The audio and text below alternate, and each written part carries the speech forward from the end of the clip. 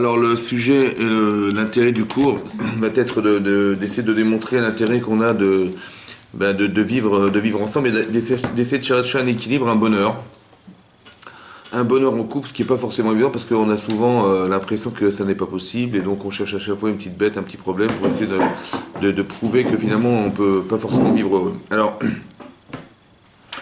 il est marqué dans la Gemara, dans Sota, qui dit là-bas que lorsque Paro il a décidé qu'il fallait détruire le cas d'Israël, Abba Nitra Kemalo, il dit venez, on va s'ingénuer contre les d'Israël. La Gemara expliquait qu'il y avait trois personnes présentes.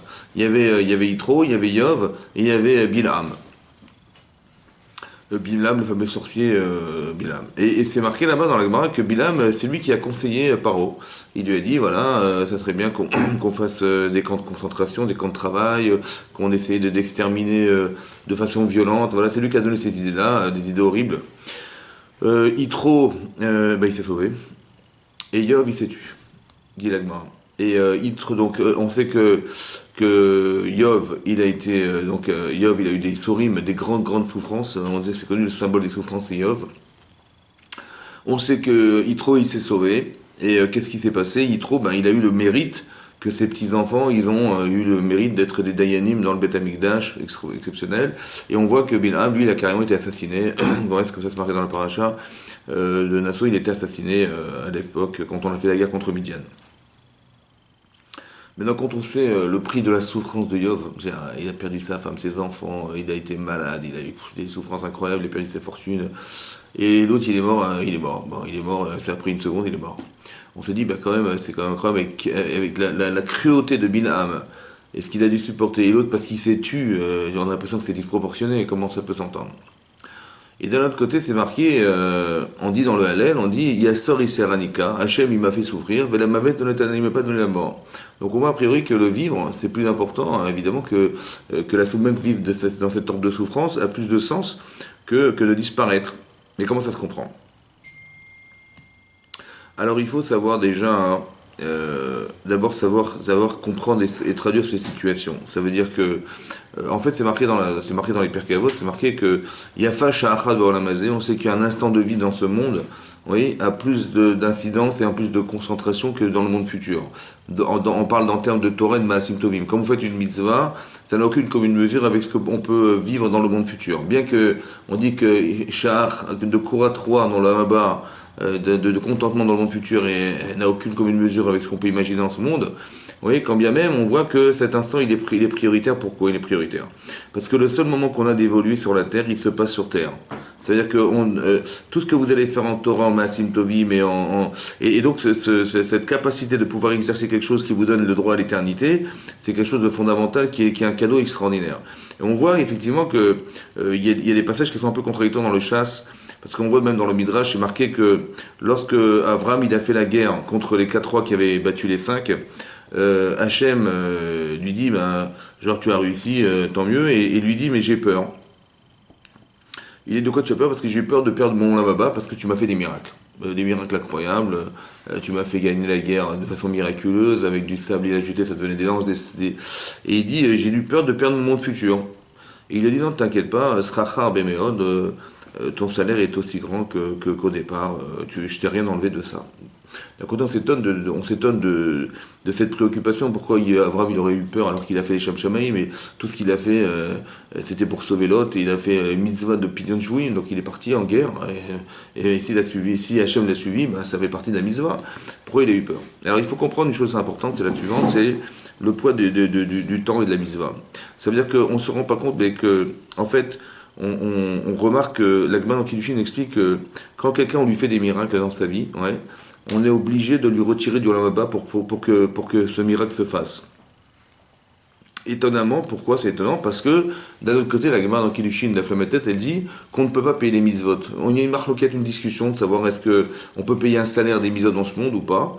Et là, on voit qu'on les possède comme Rabbi Shimon, on a tranché la comme Rabbi Shimon, que le Sachar Be'ayalma, le salaire dans ce monde, l'Ikan n'existe pas. On ne peut pas payer une mitzvah dans ce monde. Ça veut dire que ce que vous pouvez imaginer depuis la création du monde à la fin des temps, avec tout le bonheur de tout ce que les personnes ont pu vivre, la richesse de tout ce qu'ils ont pu avoir, ne peut pas payer une mitzvah.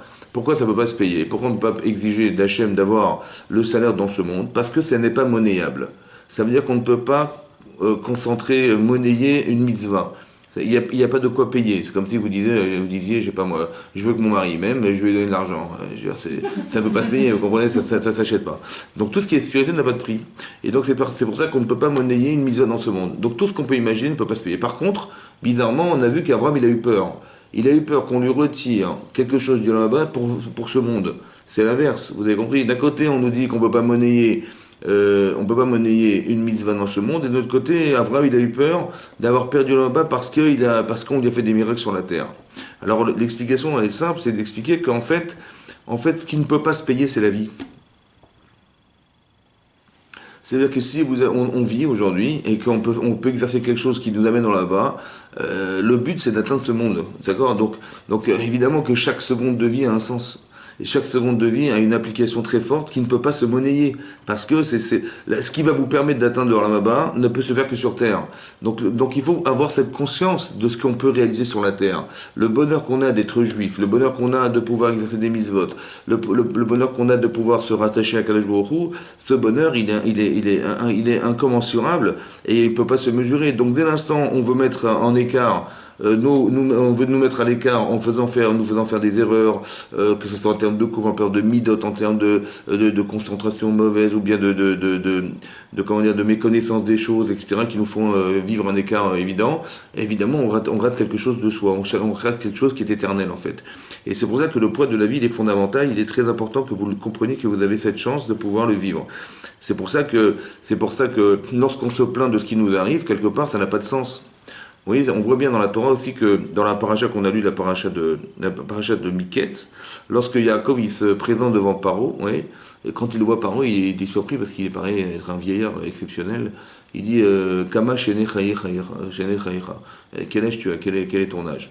Et il le voit comme ça, vieillard, il lui dit, vous savez, j'ai 130 ans, mais j'ai une vie douloureuse, je n'ai pas vécu les années de mes parents, il se plaint. Et là-bas, c'est marqué dans le Midrash, et que rapporte le Baal HaTosfot dans les commentaires, il dit qu'on lui a enlevé 33 ans de sa vie. Hein, il aurait dû vivre 180 années, il a vécu 147 ans, parce qu'il s'est plaint de ce qui lui est arrivé. Et étonnamment, là-bas, le demande de Ramban, il dit, ce qui est étonnant, c'est qu'on a compté la question de Paro dans les mots qu'on a retirés. C'était ma question de Shabbat. Voilà, et donc alors on va essayer de répondre dimanche. Si j'ai pas eu de réponse, on a pris la question de Paro dans les 33 mots. Et donc on lui retire, quand on compte les mots comptés, on compte la question de Paro. Alors le Baal Tosfot, là-bas, il pose la question, votre question il la pose, et il répond parce que Yaakov paraissait vieux. Et c'est ça qui est interpellé. On ne doit pas paraître vieux dans la vie. Ça veut dire que, parce que la vieillesse, que s'il avait les cheveux blancs, s'il avait, je sais pas, des soucis dans sa vie, il avait beaucoup de souffrances, mais ça ne devrait pas apparaître. Pourquoi? Parce que tout ce qu'on doit faire, il est tova. Tout ce qu'on vit, il est tova. Donc si la personne, elle le vit mal, c'est ce qui n'est pas normal, c'est ça qui a provoqué la question, donc c'est aussi un reproche. Ça veut dire que non seulement ce qu'il a dit est un reproche, mais ce qu'il a apparaissé est un reproche. C'est pour ça qu'on lui a aussi retiré les mots qui ont été la cause, en vérité, du questionnement de Paro. Parce qu'il ne devait pas paraître vieux. Alors comment ça se comprend ça? Alors, il faut comprendre un autre principe, en fait, qui est important, qu'on a vu dans ces parachiotes, aussi, qui est important de comprendre. On a vu, ce qui est étonnant, ce qui est bizarre, c'est que à deux reprises, on voit deux choses étonnantes, à deux reprises, les enfants de Yaakov, ils ont des manifestations qui sont bizarres. Parce qu'on sait qu'ils sont rentrés en Égypte pour acheter de la marchandise. Il y avait une famine en Israël, ils sont rentrés en Égypte pour acheter de la marchandise. Et qu'est-ce qui se passe? Ils rentrent là-bas. Comment vous dire? Comme ils rentrent par des portes différentes, parce que Yaakov, qui était tunisien, il avait peur de la Inara. Et Rachidi là-bas, qu'il avait peur, donc il a Inara, et donc il a dit vous rentrerez par des portes différentes.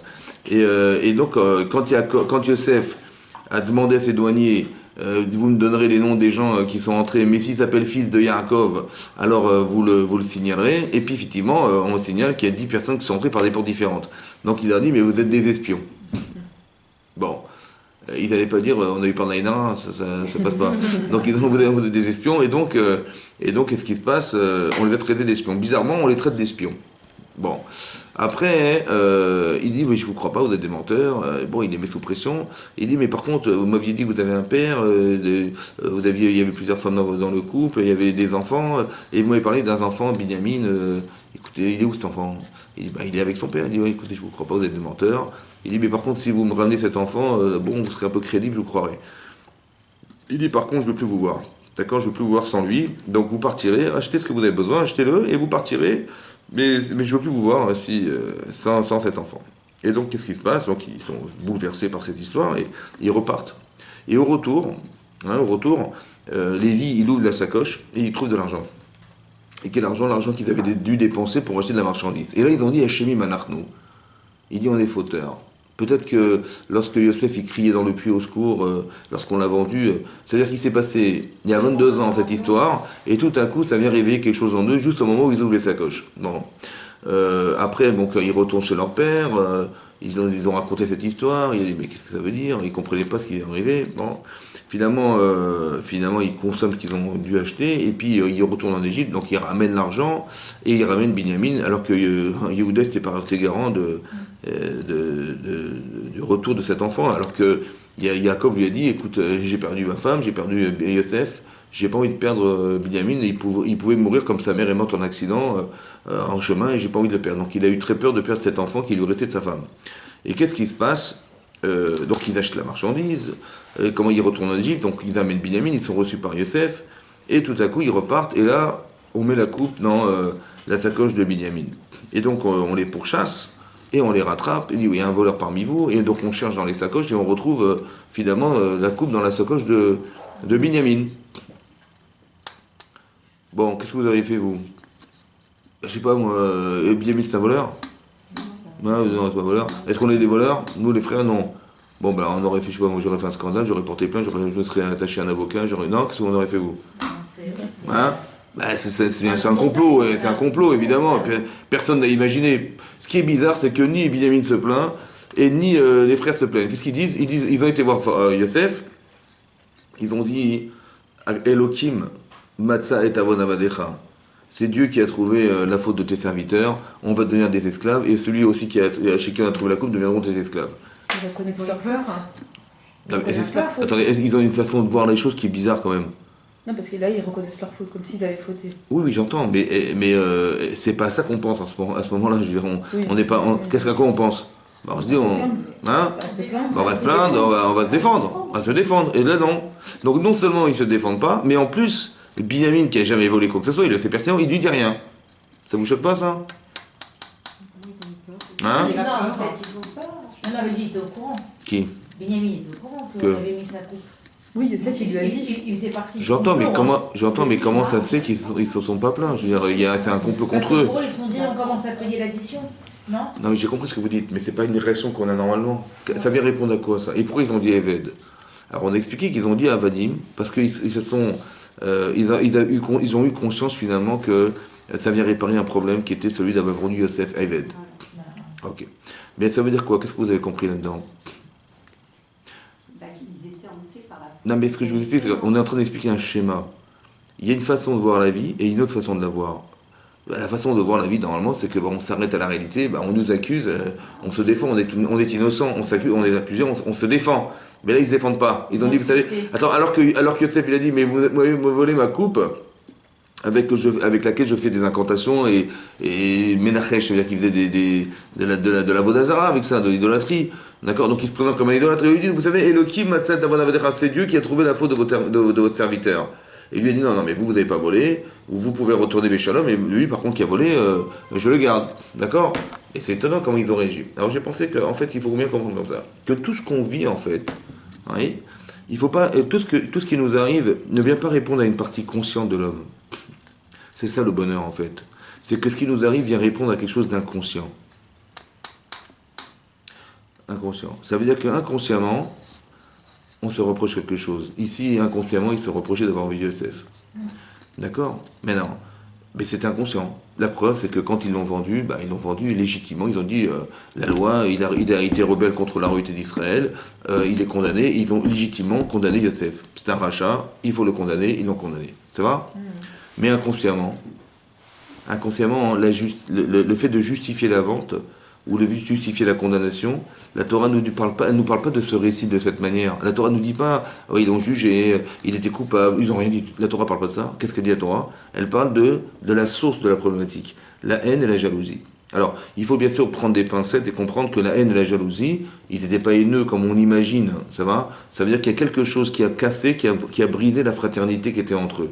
Le fait qu'ils aient vu leur père faire des différences, et que ils ont vu, dans le texte c'est marqué Vaïrou Echav, ils ont vu ses frères qui Hoto Aav Aviem, que lui, leur père, il aimait Mikol Echav de tous ses frères. D'accord? Que lui, il aimait plus que tous ses frères. C'est bizarre qu'il ait dit, dans le texte, il aimait plus Yaakov Yosef plus que tous ses frères. Et pas plus que quoi? Que tous ses enfants. Vous avez compris? Ils ont vu, les enfants, que leur père, il aimait plus Yosef que tous ses frères. À peu près que tous ses frères. Peut-être pour expliquer qu'en fait, ils se sont vus comme les frères de Yosef, mais pas comme les enfants de Yaakov.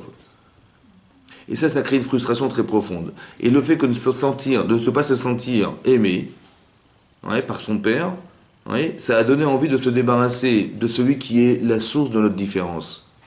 Donc c'est-à-dire que la logique de l'enfant, c'est pas d'éliminer celui qui est à l'origine, qui est le père, mais d'éliminer celui qui est le frère. Donc ils ont vu, en fait, parce que pourquoi? Parce que j'ai besoin d'être reconnu par mon père, mais j'ai pas besoin d'être reconnu par mon frère. Vous comprenez? Donc je vais me débarrasser de mon frère pour être reconnu par mon père, parce que là il n'aura pas le choix, c'est obligé de me reconnaître. Mais inconsciemment, c'est ce que la Torah dévoile. Là, ce que la Torah nous dit, c'est ce qui est inconscient chez l'homme. Ça va? Ce qui est la source. C'est-à-dire que inconsciemment, il y a une sorte d'inimitié entre Yosef et ses frères, ça va? Et que c'est ça qui va argumenter de façon consciente le désir de le vendre. Vous comprenez? Maintenant, Hachem, il ne va pas répondre à la vente. Il va répondre à l'inconscient, c'est-à-dire la haine et la jalousie. Vous comprenez? Pourquoi tu l'as rendu Éved? Et vous avez compris que ce principe, en fait, c'est le message, la manière dont Hachem vient de nous parler. Il ne va pas répondre consciemment. Parce que, manifestement, je sais pas, moi je suis accusé d'être un voleur, je vais me défendre, évidemment. Non, n'essaie pas de répondre à la partie consciente de ta vie. Essaie de comprendre à quoi ça va répondre inconsciemment. Mais pour atteindre l'inconscient, il y a deux façons. Soit par le rêve, soit par la souffrance. Parce que quand il y a eu la famine en Israël, ils sont partis en Égypte. Et ben tiens, c'est l'opportunité d'aller chercher Yosef. Ils ont été dans les marchés pour le chercher. Mais pourquoi tu vas chercher Yosef? Ça fait 22 ans que tu l'as vendu et tu n'as rien à te reprocher. Pour toi, c'était légitime. Eux, ils ont vu leur père pleurer, ils ont dit, on n'y peut rien, c'est comme ça. Il a porté un deuil, c'est pas de notre faute, c'est la faute de Yosef. Il va prendre la royauté des Rouda, et si on va raconter à notre père, bien sûr qu'il va jamais accepter une chose pareille, puis autant il est attaché à cet enfant, donc ça sert à rien de lui parler, il sera pas objectif, et donc on va juger, et Hachem était avec nous, on a gagné. Vous avez compris? Donc ils ont vraiment jugé, pensant légitimement que c'était nécessaire. Mais on n'a rien à se reprocher lorsqu'on pense que c'est légitime. Mais en vérité, la source de la décision, elle est inconsciemment liée à une différence. Vous avez compris? Maintenant, ça, c'est ça la faute. Que Yosef, ils sont obligés de partir en Égypte, c'était légitime parce que manifestement, inconsciemment aussi, il y a autre chose à comprendre, c'est que pourquoi Yosef, il doit être vendu esclave? Pourquoi Yosef, il est parti il a quitté sa famille? C'est bizarre, vous comprenez? Donc il faut toujours comprendre de cette manière, c'est d'expliquer que quand Yosef, il raconte ses rêves, il est audacieux, vous avez compris? Il est, comment on veut dire, sans impunité, il dit, vous savez, vous allez vous prosterner à moi, et puis on dit, tu vas gouverner sur nous, tu vas nous régner, c'est pas possible. Donc il est comment dire, du fait qu'il est rêvé, qu'il est hyper intelligent, il est brillant, il est exceptionnel, il a un charisme fantastique, il a quelqu'un, c'est un patron, il est Roed et Chavatson, c'est-à-dire qu'il c'est un berger, donc il a une potentialité extraordinaire, mais qui déborde. Et ce débordement de personnalité dérange. Ça crée de l'ombre et ça crée de la haine. Alors Hachem il dit, écoute, tu ne peux pas rester là. Il faut que tu t'en ailles. Ça va? Donc le fait qu'il quitte ses parents, c'est pas une punition. C'est nécessaire. Vous comprenez? Que lorsqu'il est vendu Éved, parce qu'un Éved, il ne peut pas parler de lui en étant fier de ce qu'il fait. Par contre, il va faire quelque chose de soi. Ça va? Donc Yosef, il va utiliser cette potentialité pour faire de lui quelqu'un sans parler de lui. Ça va? Vous avez compris? Tout ce que je vous dis, c'est la partie inconsciente. Ça veut dire que ce que Hachem il répare en faisant partir Yosef de sa famille, nous on le voit, il a été puni, c'est une punition, c'est pas une punition. C'est organisé pour que Yosef il arrive à se retrouver être Yosef, alors qu'il ne l'est pas. Ça va? Jusqu'à ce qu'un jour il va passer par Potiphar, il va passer par la prison, il va se retrouver devant Pharaon, et là il va dire devant Pharaon, alors qu'il a l'occasion de sortir de prison, il va dire, vous savez, c'est pas moi, c'est Hachem. Biladai. C'est ce qu'on espérait qu'il dise un jour. Vous avez compris? Mais tout ce travail, c'est un travail effectif qui a réussi à lui permettre d'atteindre ce qu'on espérait de lui. c'est atteindre ce niveau-là, c'est-à-dire d'être capable de dire je suis sans parler de soi. D'accord? Ça, c'était Yosef. Mais vous avez compris que tout ce que Yosef vit, en fait, la prison, la femme de Potiphar, de quitter ses parents, de devoir être vendu esclave, consciemment, c'est une horreur, mais inconsciemment, ça répond à quelque chose. Essayez de comprendre que le principe des Chazal qui dit Gam Zou les Tova, Gam, c'est quoi Gam? Gam Zou, même ça, c'est les Tova. Ça veut dire quoi même ça? Mais ce que tu vois de l'extérieur étant quelque chose de douloureux à vivre, c'est les Tova, ça veut dire que ça vient répondre inconsciemment à quelque chose chez toi. Mais il n'y a que la personne qui le vit qui le comprend. Vous comprenez? On ne peut pas nous expliquer à des gens qui vivent des situations inconsciemment parce que c'est personnel.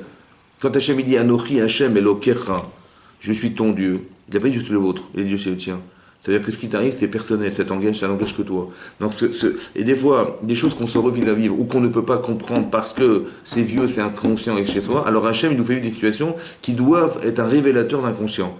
C'est ça le message. Vous avez compris? C'est ça. Et c'est ça qui se passe ici. Vous avez compris? À chaque fois, eux, ils l'ont très bien compris. C'est pour ça que Yosef, quand il dit à ses frères, vous êtes des espions, il veut leur dire, vous êtes des espions qui avaient exploré mes rêves.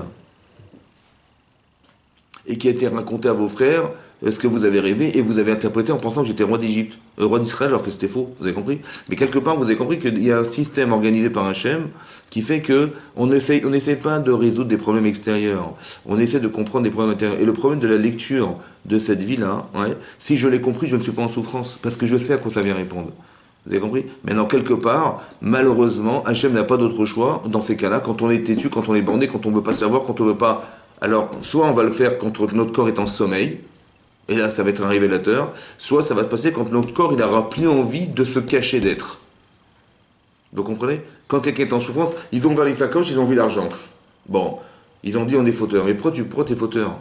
Ben parce que c'est clair, écoutez-moi bien. Quand on revoit l'argent, on dit mais attends, c'est de l'argent qu'on a utilisé pour acheter de la marchandise, mais c'était l'argent qu'ils ont là, mais on n'a pas payé. Du moins cet argent il est là, donc ils nous la réclamer, mais quand ils vont la réclamer, ils vont nous accuser d'être des voleurs, et si on est voleurs, on va être rendu esclave. Esclave, ça fait un rappel. Vous avez compris, mais ce que je vous dis n'est pas conscient. Eux, ils ouvrent les sacoches, ils voient l'argent, voilà. Mais votre cerveau, inconsciemment, il raisonne. Et il fait des liens logiques qui amènent à penser à Yosef. C'est ça que Yosef, il a voulu faire. Il a voulu que en pensant vol, ils vont penser condamnation, ils vont penser condamnation à esclave Yosef. Vous avez compris? Voilà. Et eux, ils ont pensé Yosef, mais pas la bonne solution. Ils ont dit peut-être que Yosef, il criait dans le puits, et on n'a pas été... Bon, c'est vrai qu'on devait le vendre, évidemment, c'était nécessaire, mais on aurait dû avoir plus d'empathie, lui dire, écoute, on est désolé, on est obligé de te vendre, et voilà, c'est comme ça, il faut... T'es un rachat, il faut te vendre. Excuse-nous, mais c'est comme ça. Ils n'ont pas eu cette peine. Alors, on a provoqué la peine. Maintenant, pourquoi c'est comme ça? Parce que quelqu'un comprend que ce qu'il vit vient réparer quoi? Vient ce qu'il n'a pas ressenti au départ. S'ils avaient eu de la peine, ouais, au départ, alors ils n'auraient jamais... Il aurait vendu, mais pas de cette manière. Vous avez compris? Ça a été un reproche. Et c'est ce qu'ils se sont reprochés. Mais vous avez compris que cette partie-là, ils l'ont oubliée, ça fait 22 ans. Mais comment elle remonte à la surface? Parce qu'elle est masquée par quelque chose que je n'ai pas envie de savoir. Je n'ai pas envie de me savoir condamné. Je n'ai pas envie de me savoir coupable de ce que j'ai fait. Alors je me cache d'être. Maintenant, qu'est-ce que fait Hachem? Il dit, il faut que tu fasses tes chouvas sur ça. Et donc Hachem, il fait vivre des situations qui sont révélatrices d'une inconscience qui n'est pas solutionnée. Vous avez compris? C'est ça, c'est ce message qu'il faut comprendre. Oui, ils savent, ce message, on peut le vivre que sur la terre. Les épreuves de la vie, en fait. Hein. Mais oui, que tout ce qu'on vit en vérité qu'on traduit comme étant une souffrance ou une punition, je ne sais pas quoi, n'a rien à voir avec une punition. Quelqu'un qui paye pas son parc-mètre, il va avoir une amende. Quelqu'un qui brûle un rouge, mais l'amende n'a rien à voir avec la faute. Il a payé 25 euros, qu'il faut savoir avec son problème d'emplacement. Il a brûlé un feu rouge, il faut payer. Non, il fallait dire aux gens, vous brûlez des feux rouges, vous êtes des assassins. Parce qu'en face, c'est feu vert, ça va. Donc les gens, ils peuvent traverser, ils peuvent rouler en vélo et on peut les écraser. Donc on aurait dit, vous êtes des assassins. Non, vous allez payer, on paye 90 euros et on nous lève 4 points. Mais c'est marrant non, c'est marrant que la partie physique, qui est la perte d'argent, est plus importante à nos yeux que la partie criminelle. Hein? C'est bizarre. Parce qu'on dit, non, je ne suis pas criminel, ça va, je sais conduire, je m'arrête. Puis par contre, 90 euros, non, je perds des points, mais comment je vais faire? Je peux me débrouiller sans voiture. Donc je dis, oui, mais je m'arrête au feu rouge, évidemment. Vous avez compris que l'aspect physique et l'aspect est plus pesant chez nous, ouais, parce qu'on est plus dans la conscience de nos actes que dans l'inconscient de ce que ça organise. Et c'est pour ça qu'Hachem, il nous parle d'une certaine manière. Laquelle? La partie, quand vous vivez des choses, comprenez de façon que ça vient répondre, ça vient solutionner quelque chose d'inconscient chez vous. Ça va? Souvent, c'est comme ça. des choses qu'on se cache, vous avez compris? On ne veut pas se savoir coupable, et c'est normal, alors on le fait de cette manière. Mais c'est une manière subtile qu'Hachem il a de ne pas nous faire, entre guillemets, une honte en direct.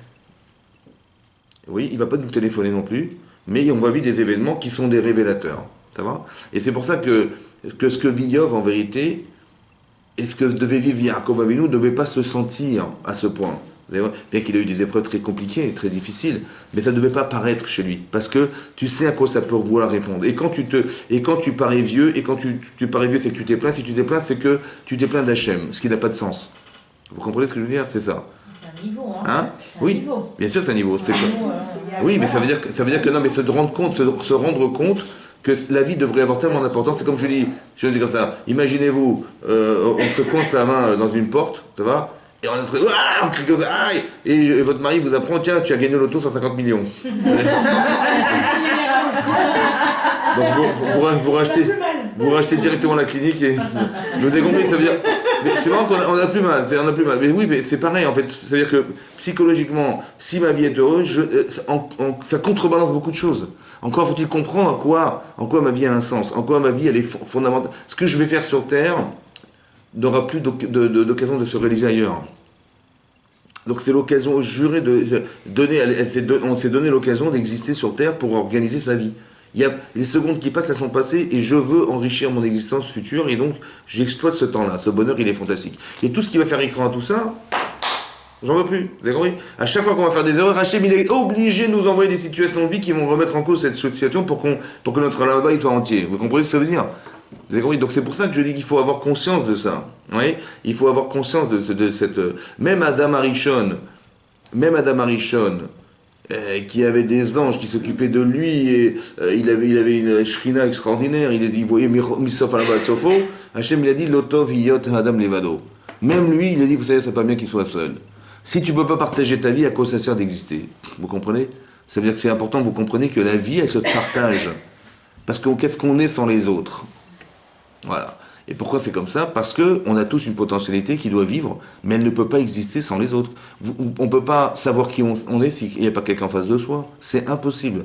Oui, mais même si même Adam Arishon dit tu vas travailler la terre et tu vas le Gan Eden, tu dois le garder et tu dois le travailler. Même dans le Gan Eden, on doit faire quelque chose de soi, c'est logique. Donc quand on a le bonheur de pouvoir se dire mais je vais faire de moi quelque chose, ou je vais découvrir qui je suis au service de Akadosh Baruch Hu, ben c'est ça l'Olam, vous comprenez? C'est ça l'Olam. Et ça ne peut pas se faire seul. Ça ne peut pas se faire seul. Ça ne peut pas se monnayer et ça ne peut pas se faire seul. Même l'Agma dit que Rabbi Shimon ben Chalafta, il y a un midrash qui est connu, qu'ils étaient très très pauvres. Rabbi Shimon ben Chalafta est très pauvre et comment dire, il n'avait pas de quoi manger Shabbat. Et il a eu un nes, ce Rav, il a trouvé une pierre précieuse vendredi. Il est revenu avec des provisions de Shabbat. Sa femme a dit mais d'où tu as trouvé ça? Il dit ben Hachem m'a fait un nes, j'ai trouvé une pierre précieuse. Il dit mais je ne veux pas goûter à cette Séouda. Il dit pourquoi? Il dit tu veux qu'on t'enlève un pied de ta table dans le monde futur? Il dit mais non, mais c'est Hachem, c'est un recette d'Hachem. Bon, il a dit je vais aller voir mon Rav. Il a été voir Rabbi Yehuda Nassi. Et il a dit voilà, ma femme elle se plaint, comme d'habitude. Ma femme elle se plaint que voilà, j'ai eu un S et Hachem m'a donné ce recette d'avoir cette pierre précieuse et j'ai acheté des choses pour Shabbat, elle veut rien savoir, elle ne veut pas y toucher. Il dit mais pourquoi? Il dit parce qu'à l'époque on nous enlève du monde futur. Cette table là-bas à 3 pieds, ça va pas. Il a dit mais écoutez, si de toute façon tu peux garder tout, et s'il vous manque quelque chose dans là-bas, je comblerai ce qui vous manque. Bon, voilà ce qu'il a dit Rabbi Yehuda Nassi à Rabbi Shimon ben Chalafta. Et donc il a été rapporter ça à sa femme. Et donc sa femme a dit, mais attendez, j'ai pas compris. Elle était voir Rabbi, elle dit, mais dans le même temps on se voit pas. Comment vous pouvez croire qu'on va s'échanger des choses? Ouais. Et sur ce, le Midrash dit que finalement il a accepté. Et donc et Min Hashamayim, ce qui est exceptionnel, Hachem il a repris la pierre précieuse et ils n'ont pas profité de ce bienfait. Mais non, ça veut dire qu'on se voit pas. Ça veut dire que dans l'Olam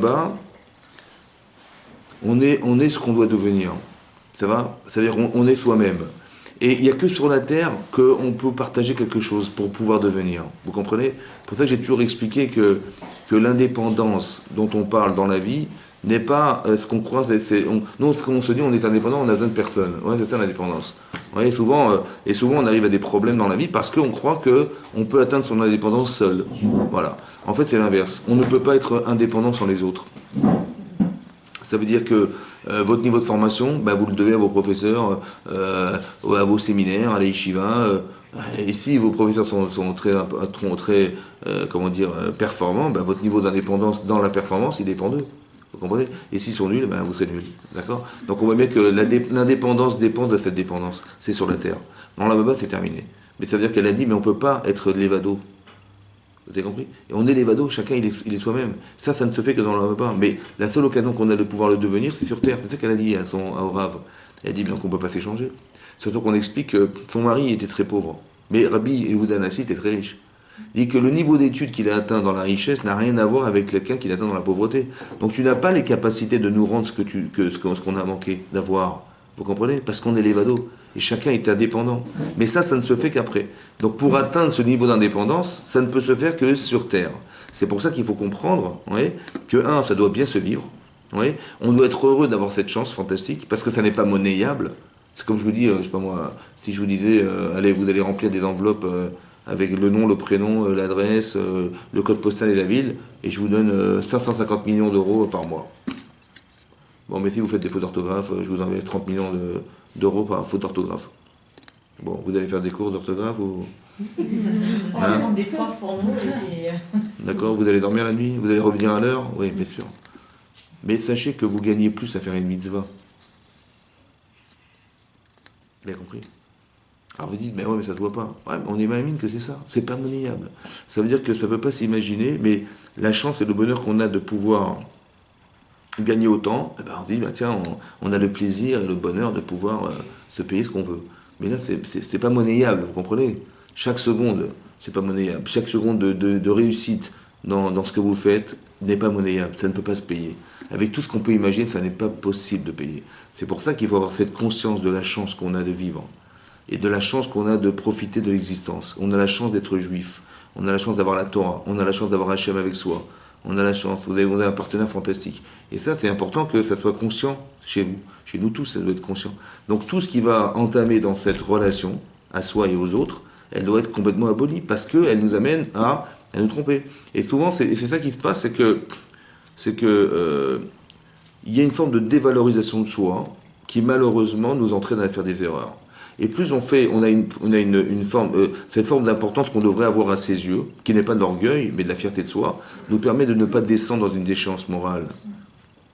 Par exemple, c'est marqué, il y a une Mishnah dans Sanhedrin qui dit là-bas que quand on recevait des témoins qui malheureusement devaient condamner à mort des gens, alors les Dayanim, les juges, ils étaient me'aymin à l'aidim, ils faisaient peur aux témoins. Alors comment ils leur faisaient peur? En disant, vous savez, pourquoi Adam a été créé seul? Lama Adam livra yichidi. Adam Arishon était créé seul sur la terre. Pourquoi il était créé seul? On n'a pas créé un couple au départ. Il dit parce que si Adam avait disparu, c'est pas Adam qui aurait disparu, c'est l'humanité qui aurait disparu avec lui. D'accord? Donc il dit, sachez que si vous avez condamné à tort une personne, un homme est un monde, cette personne est un monde en soi. Comme c'est marqué dans la Torah, c'est marqué que quand Caïn y tuait Evel, Hachem il a dit les sangs de ton frère crient vers moi. La Mishnah c'est toi du col les sangs. Le sang, il colle les sangs. Non, parce qu'en tuant Evel, il n'a pas tué Evel, il a tué tout ce que devait engendrer Evel. C'est une manière d'expliquer à Caïn, tu sais, tu croyais que tu avais tué un homme et tu as fait un génocide. D'accord? Et si tu avais su combien d'innocents tu as tué derrière une fois que tu as tué Caïn, tu ne l'aurais jamais fait. Oui? C'est ça que ça veut dire. Mais quelque part, ça veut dire qu'on doit redimensionner les choses. Et d'expliquer qu'en fait, la personne que vous voyez en face de vous, ce n'est pas qu'une personne, c'est un monde derrière. Les fichar, dit la Mishnah, les fichar, chayav adam lomar, chayav. On est chayav de mettre les tfilin, on est chayav de faire Shabbat, on est chayav, on est obligé de faire. Et bien la chayav de dire, mitzvah, bishvili nivra olam. Qui c'est qui a l'audace de dire une chose pareille? Que le monde a été créé pour soi. Chayav adam lomar, bishvili nivra olam. Le monde a été créé pour moi. Et fichar, c'est pour ça que c'est marqué ça. Maintenant là-bas, le Maharal il pose une question sur la Mishnah. Il dit mais c'est bizarre parce que c'est quoi l'argument? L'argument c'est de dire on fait peur aux témoins, parce que imaginez-vous Adam Arishon, s'il avait disparu, le monde aurait disparu, l'humanité aurait disparu. Mais j'ai compris, mais là on est 7,5 milliards d'habitants sur la Terre, il en manque un, ça va, c'est pas grave. Hein, c'est pas comme Adam Arishon qui contient l'humanité en soi. Qu'est-ce que ça a à voir? Vous comprenez ou pas? Alors c'est ça qu'il faut comprendre. C'est comme ça. Adam Arishon était seul sur la Terre, on est d'accord? Mais est-ce que ça vous paraît cohérent qu'on ait créé un seul homme dans tout l'univers?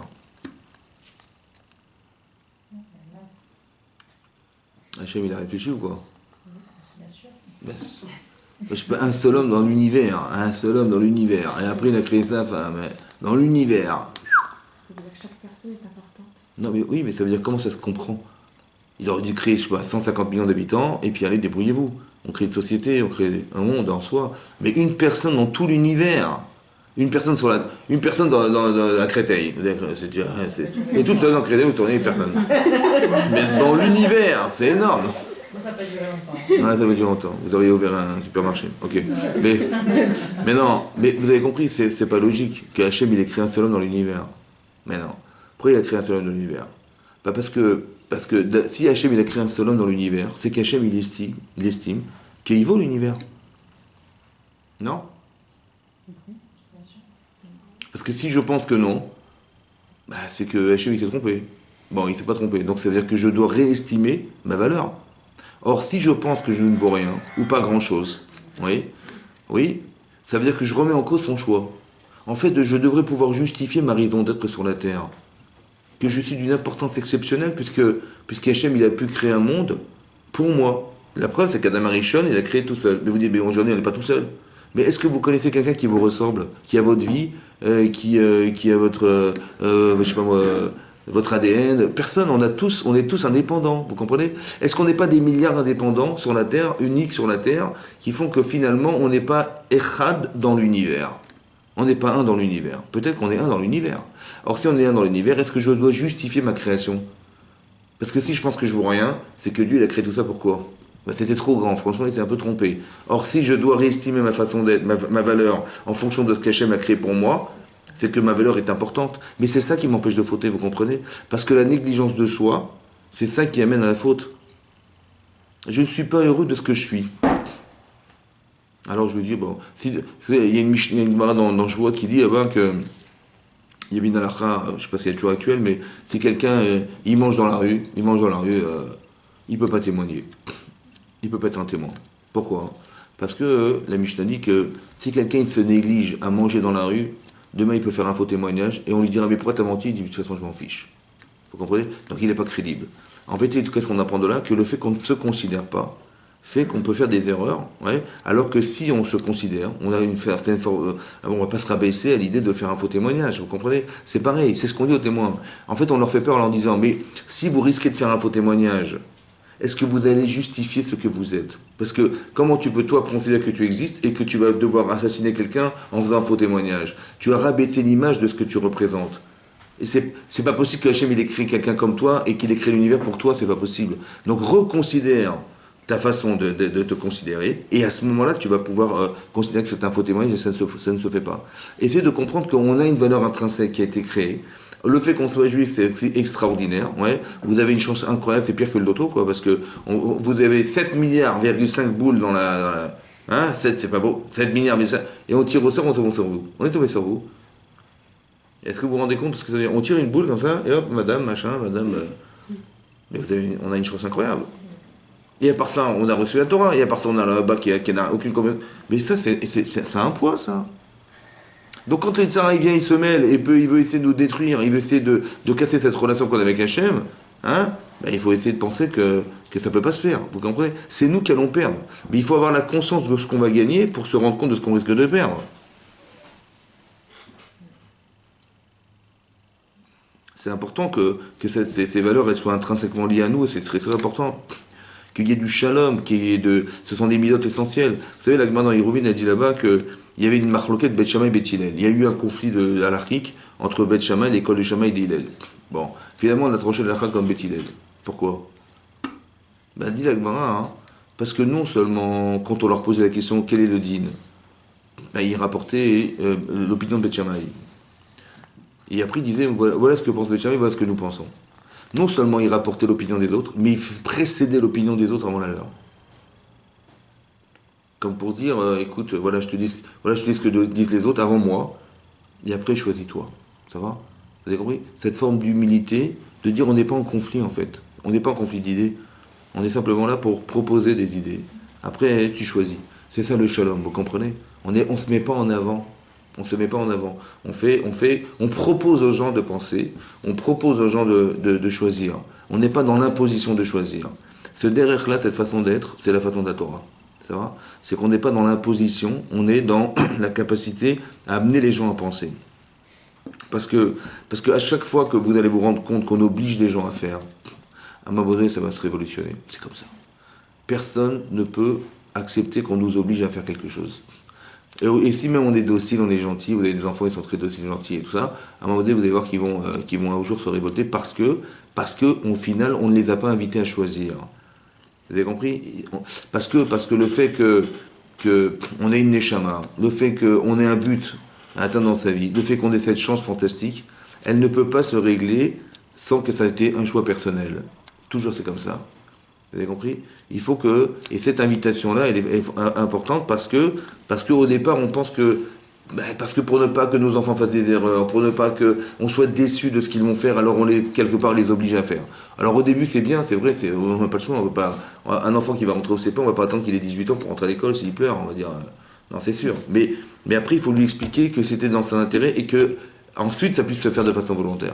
Ce principe, il est vrai parce que, par exemple, vous allez voir quelque chose de paradoxal. Par exemple, à Shavuot, ouais, on a dit Naaseh Benishma. On a dit, tout ce que tu demanderas de faire, on l'acceptera. Ça va? On a dit à Hachem, tout ce que tu nous demanderas de faire, on l'acceptera. On acceptera tout ce que tu nous demanderas de faire. Naaseh Benishma. Naaseh, il ne faut pas le traduire comme faisons, mais nous acceptons de faire ce que tu nous demanderas de faire sans savoir ce que tu nous proposes. Ça, c'était à Shavuot. Et bizarrement, Hachem, il a pris une montagne et il a dit, écoutez, je vous mets sur la tête, si vous acceptez la Torah, tant mieux, sinon je vous écrase avec. Alors qu'ils ont dit Naaseh Benishma. C'est bizarre. Et à Purim, c'est l'inverse. À Purim, on s'assimile, on participe au festin d'Achashverosh, on se prosterne devant le buste de Nebuchadnezzar, d'accord? Et là, on est arrivé de la Gemara dans Megillah à la Havat Hashem qu'on n'a jamais atteint même à Shavuot. Ouais, Kimou et Kiblo Yehudim, ils ont réalisé et ils ont accepté les Juifs. Et là-bas, Kimou, la Gemara, ils ont réalisé Be'ahava, par amour, ce qu'ils avaient accepté à Shavuot, Be'ira, par crainte. C'est bizarre, non? C'est paradoxal. Les meilleurs élèves, c'est ceux qui ont dit Naaseh Benishma, et les mauvais élèves, c'est ceux qui ont été participés au festin d'Achashverosh. Et c'est bizarre qu'eux, on les oblige à recevoir la Torah, et eux, ils sont arrivés à un niveau d'Ahavat Hashem. L'amour d'Hachem, qui est le plus haut niveau. Comment ça s'entend? Comment c'est possible? Hein? Alors comme ça, en fait c'est comme ça. Est-ce qu'on a accepté de sortir d'Égypte? Quand même, la plupart sont restés là-bas. Hein. Est-ce qu'on a accepté de sortir d'Égypte? Non. Non. Est-ce qu'on n'a pas subi les miracles? Oui. Est-ce que Hachem ne s'est pas imposé à nous? C'était le Zman, ouais. Il s'est imposé ou pas? Disons que oui, c'était ouais. Et Très puis bien. à Zman, ouais. Il s'est imposé? Oui.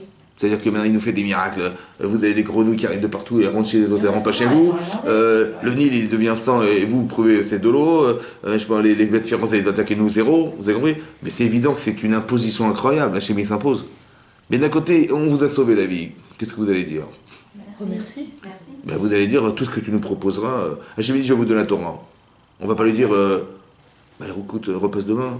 Vous avez compris? C'est pas possible, vous comprenez? Parce qu'on est reconnaissant, c'est évident, ça fait partie des qualités humaines qu'on a tous. Ouais. Donc Hachem nous sauve la vie, on dit bien sûr, Naaseh Benishma, on fera tout ce que tu demanderas. Mais Hachem il nous met la montagne, vous savez pourquoi? Parce qu'on n'est pas crédible. Parce qu'on nous l'a imposé. Parce qu'on n'a pas choisi. Vous comprenez? Bon, inconsciemment, c'est un choix qui a été imposé. Maintenant, quand est-ce qu'on a choisi? Dans la transparence d'Hachem. L'histoire de Purim, c'est des faits divers. Achashverosh, il demande à sa femme de venir, elle refuse, il la condamne. Après, tout à coup, on cherche une autre femme, on tombe sur qui? On tombe sur Esther Amalka, la femme de Mordechai, qui est le bizarre. Après, elle arrive là-bas, elle dit la pauvre Miskina, elle se retrouve à la femme de Achashverosh, etc., etc. Après, Haman, Haman, il monte au pouvoir. Monsieur, il demande à ce qu'on se proterne, mais Mordechai ne veut pas se prosterner à lui. Et donc, il provoque la colère de Haman. On comprend, il est vraiment un défi divers incroyable. Et puis, finalement, il va placarder dans tous les 127 provinces la moitié du monde. Mais au Douv et à couche, depuis l'Inde jusqu'à l'Afrique. Pas le territoire que c'est, et il dit voilà, on va tous mourir, le 13 Adar. Et incroyable, il a jamais, on a tous fait Teshuva, Véna Forou et tout s'est inversé, ouais, et là on a été sauvés, Aman il a été pendu et tout. Il est où Hachem? Hein? Ben là, il est là. Quand Moshe Rabbeinu le téléphone, il dit oh, le Nil, s'il te plaît, oui, donc clac, le tout rouge. Après, il dit bon, les grenouilles, ça arrive, hein, ça arrive, c'est un peu long là. Ça arrive, vous avez compris. Mais il lui téléphone et ça arrive. Donc, on ne peut pas renier que c'était lui. Vous comprenez? Mais là, on ne peut pas dire que c'était lui. Vous avez compris ce qui se passe? En fait, Hachem, qu'est-ce qu'il fait? En fait, il tape sur l'inconscient de la personne. Et tous, unanimement, on a tous pensé qu'il fallait faire teshuva. Vous avez compris? Et on a tous fait teshuva. Et tout à coup, Hachem, il nous a agréé notre teshuva, et on a vu de nos yeux que Haman, tout s'est retourné contre lui. Est-ce que vous voyez et donc, le fait qu'on nous laisse le choix bien qu'on est sous la pression, mais c'est pas Hachem. On peut dire que c'est Achashverosh, c'est Haman, c'est machin, voilà, ça a été placardé partout, c'est lui. Mais en fait, on a bien compris que c'était pas lui. Vous avez compris? C'est-à-dire qu'on nous a laissé le choix, dans la transparence, de nous laisser penser que c'était Hachem. Et quand je vois que c'était lui, et je vois que finalement, je fais teshuva, et Hachem, il fait en sorte que ça se tourne comme ça, j'ai dit, ça je le reconnais. Vous avez compris? On ne nous a rien imposé, on nous a proposé. On pouvait très bien faire un coup d'État, on aurait pu faire un parti politique, je ne sais pas, on aurait pu faire n'importe quoi, qui n'a rien à voir avec ce qu'on aurait dû comprendre. Vous avez compris ce qui se passe? Donc quand les choses, on nous invite à penser ou à réagir, alors là on est reconnaissant. Mais lorsqu'on nous oblige à le faire, on n'est pas reconnaissant. C'est pour ça que je vous explique on n'est pas dans l'obligation, il ne faut pas pousser les gens à faire de l'obligation. Parce que si c'est nécessaire, on n'a pas le choix, mais c'est pas ça qu'on préconise. Vous avez compris? Parce que lorsqu'on oblige les gens à faire, au final, ils vont faire. Évidemment, parce qu'on les a obligés, on leur a fait peur, ils vont faire. Mais quelque part, ils nous en veulent au fond d'eux-mêmes, inconsciemment, parce que c'est pas eux qui ont décidé, c'est qu'on nous a obligés à penser. Pour ça qu'Hachem, il nous met la montagne sur la tête à Shavuot, parce que je sais que ça n'est pas crédible. Parce que peut-être vous allez docilement accepter, mais vos enfants, ils ne vont pas accepter. Vous avez compris? Donc quand on est dans... Il faut amener à ce que les gens aient envie de faire, et pas à ce qu'on les oblige à faire. Ça va? C'est très important que vous compreniez ça. C'est comme dans le reproche, c'est pareil.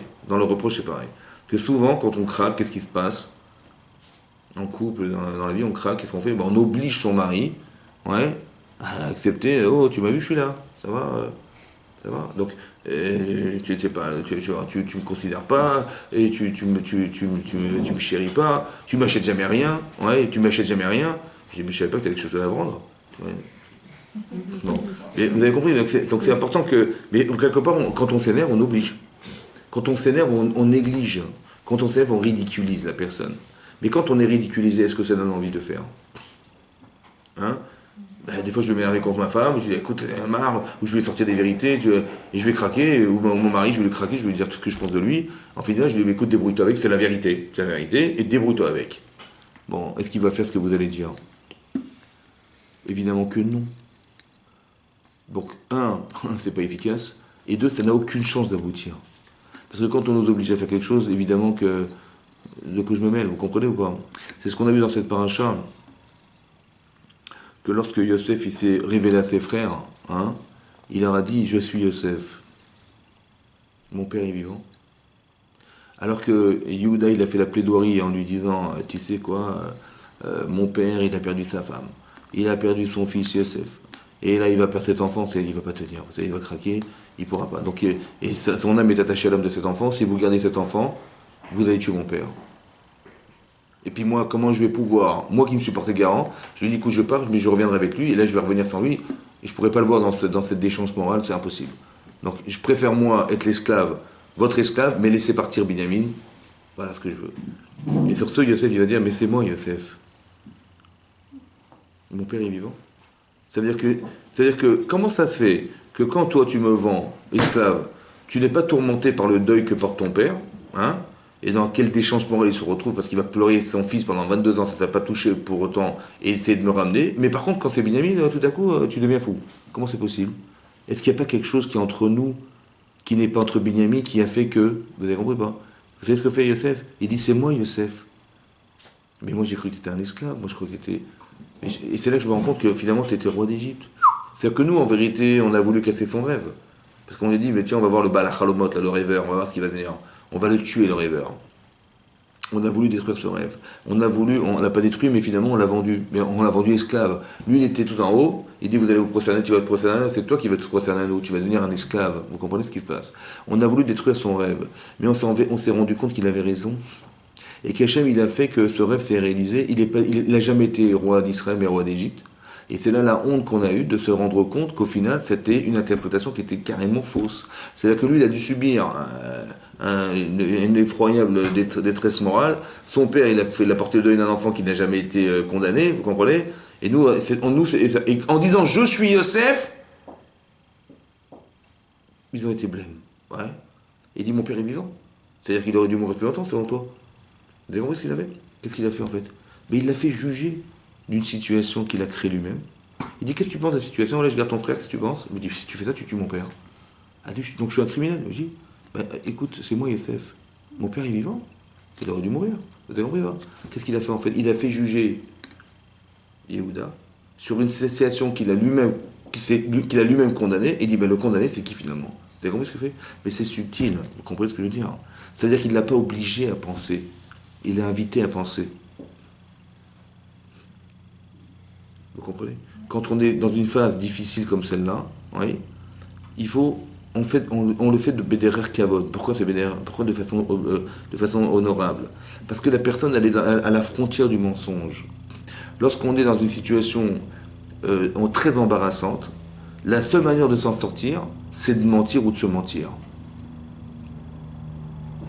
Et il a eu peur qu'il soit des menteurs. En disant, mais nous, on se reproche rien.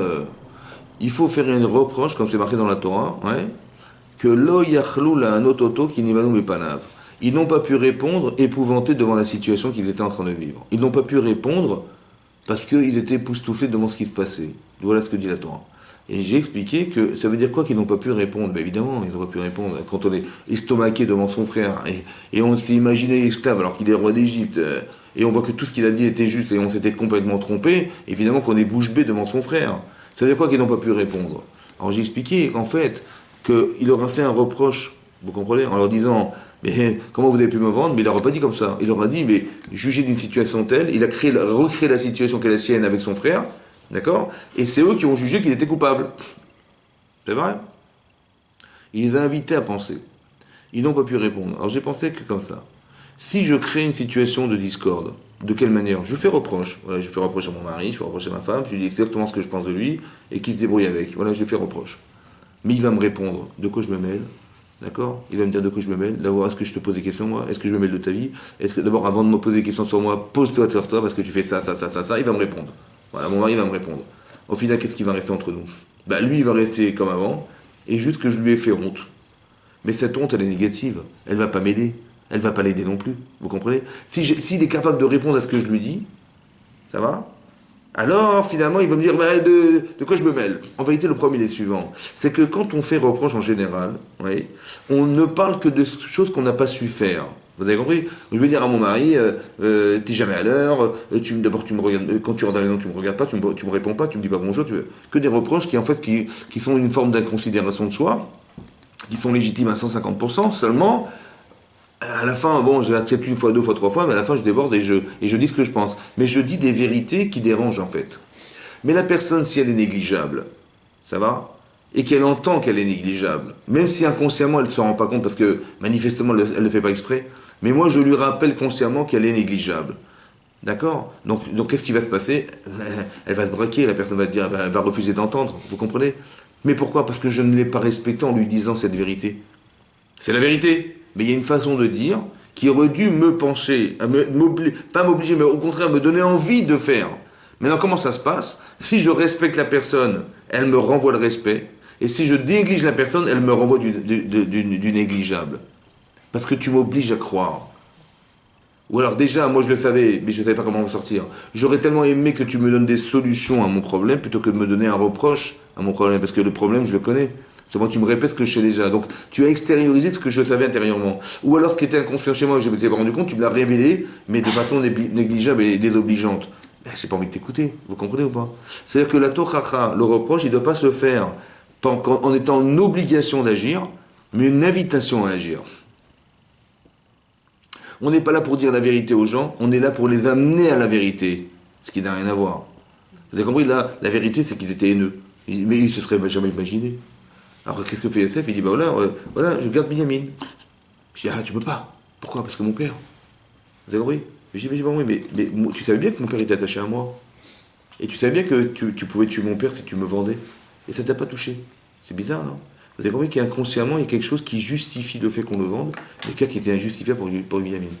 C'est ça qu'il a fait. Il l'a invité à comprendre des Rakavod, de les respecter. C'est important de comprendre ça. Que la vie, il ne faut pas la gâcher. Ça va? Et toute situation qui pourrait faire qu'on alimente ce qu'on appelle le Yetzer Hara dans sa vie, ce qui est un destructeur ou qui est quelque chose qui va briser nos relations, ouais, puisqu'on ne peut pas vivre seul, on ne peut vivre qu'à deux, il faut comprendre que quand je fais reproche et qu'au final je me retrouve seul, parce que mon mari ou ma femme, elle me fait la tête ou quoi que ce soit, au final je dis, bah écoute, je suis désolé, je lui dis la vérité, qu'il se débrouille avec. Ça va? Puis j'ai rencontré, mais donc c'est je suis seul et il est seul. C'est pas possible. L'otov yot levado. C'est-à-dire qu'on doit toujours faire qu'il y ait du shalom, c'est-à-dire qu'on mette de l'ordre dans sa façon de penser. Et que même si c'est compliqué parce qu'on a souffert de la situation, mais dans l'intérêt de retrouver une relation, alors il faut le faire de façon à ce que ce qui nous sépare disparaisse.